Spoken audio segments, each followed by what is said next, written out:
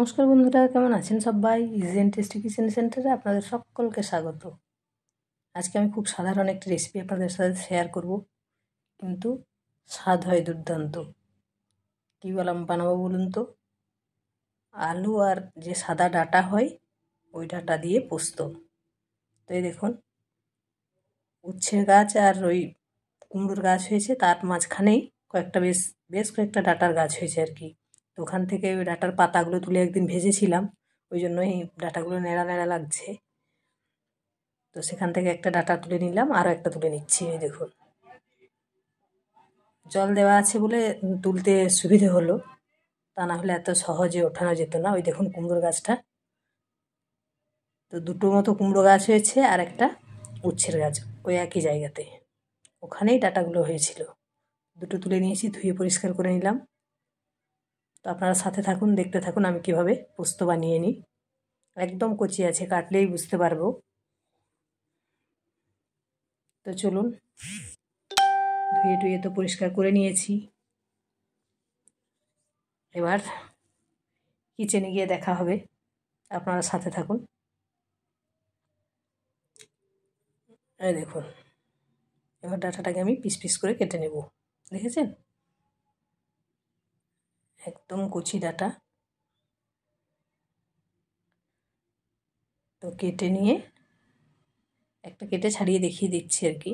এই দেখুন, যেটা মাটির নিচে অংশটা ছিল ওটাকে ওইভাবে করে ছাড়িয়ে নিয়ে একদম পরিষ্কার করে নেব, আবারও একবার ধুয়ে নেব।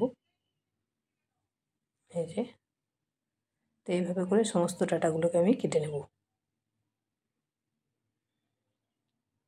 ডাঁটা কাটা হয়ে গেল, এবার আলুগুলো কেটে নিই। আলুগুলোর খোসা আগেই ছাড়িয়ে রেখেছিলাম, তো সেগুলো সমস্ত কেটে নিলাম। এবার কয়েকটা পেঁয়াজ খোসা ছাড়িয়ে রেখেছিলাম, সেটাও কেটে নিলাম। আর পোস্ত আর কাঁচা লঙ্কার পেস্ট বানিয়ে নিয়েছি। ব্যাস, সমস্ত কিছু রেডি। এবার চলুন রান্নাটা শুরু করি। কড়াইয়ে তেল দিয়ে দিলাম, সর্ষের তেল। তেল গরম হয়ে গেছে, কালো জিরে ফোড়ন দিলাম। এবার আমি কেটে রাখা পেঁয়াজটা দিয়ে দেব। পেঁয়াজ একটু বেশি করেই দিয়েছি, পোস্ততে পেঁয়াজটা বেশি থাকলে বেশ ভালোই লাগে। যারা পেঁয়াজ খান না তারা নিরামিষও বানাতে পারেন, কোনো সমস্যা নেই, ওটাও বেশ সুন্দর হয়। আমাদের বাঙালিদের পোস্তটা তো সবারই প্রিয়। তো পেঁয়াজটা ভাজা হয়ে গেছে, আলুটা দিয়ে দিলাম। আলুটাকে একটু নেড়ে চেড়ে নিয়ে ডাঁটাটাও দিয়ে দেব। একদম টাটকা গাছের ডাঁটা তো, তাহলে কি বলুন তো, খুব তাড়াতাড়ি সিদ্ধ হয়ে যাবে, বেশি টাইম লাগবে না। ডাঁটাটা দিয়ে দিয়েছি। এবার নেড়ে চেড়ে নিয়ে পরিমাণ মতো নুন দিয়ে দেব। তারপর অল্প ঢেকে দেবো 2-3 মিনিটের জন্য। দেখুন নুনটা দিয়ে দিলাম,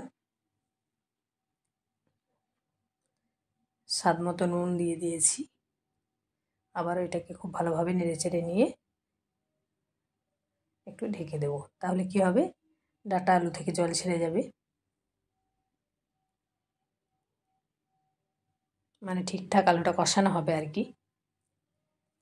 এই যে দেখুন, ঢাকনা সরিয়ে আবার ওইটা নেড়ে ছেড়ে দিচ্ছি খুব ভালোভাবে। তো এর মধ্যে এবার আমি কি করব বলুন তো, জল দিয়ে দেব পরিমাণ বুঝে। জলটা দিয়ে একটু নেড়ে চেড়ে নিয়ে ভালো করে ঢেকে দেব। ব্যাস, ঢেকে দিলাম। এবার আমি দেখুন এদিকে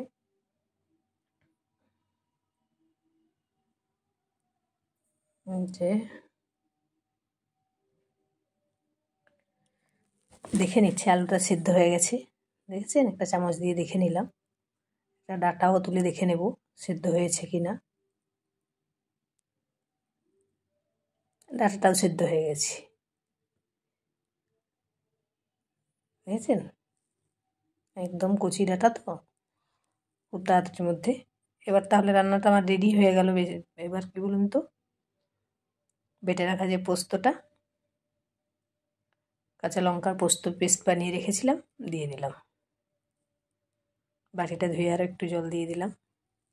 ব্যাস, এবার আর বেশিক্ষণ ফোটাতে লাগবে না। এবার খুব ভালোভাবে এটাকে মিক্স করে নিয়ে নামিয়ে নেব। দেখুন রান্না একদম রেডি। তো চলুন এবার একটা প্লেটের মধ্যে তুলে নেব। তো আমার এই রেসিপিটি যদি ভালো লাগে, ফেসবুক থেকে যে সমস্ত বন্ধুরা দেখছেন তারা পেজটিকে ফলো করে সাথে থাকবেন, আর ইউটিউব থেকে যে সমস্ত বন্ধুরা দেখছেন চ্যানেলটিকে সাবস্ক্রাইব করে সাথে থাকবেন। আর আজকের রেসিপি কেমন লাগলো আমাকে কমেন্টে জানাতে ভুলবেন না। তো এই গরমের দিনে এইভাবে হালকা পাতলা রান্না ভীষণই ভালো লাগে। তো আপনারাও বাড়িতে একবার এইভাবে ট্রাই করতে পারেন।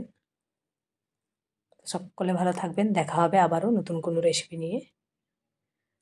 টাটা।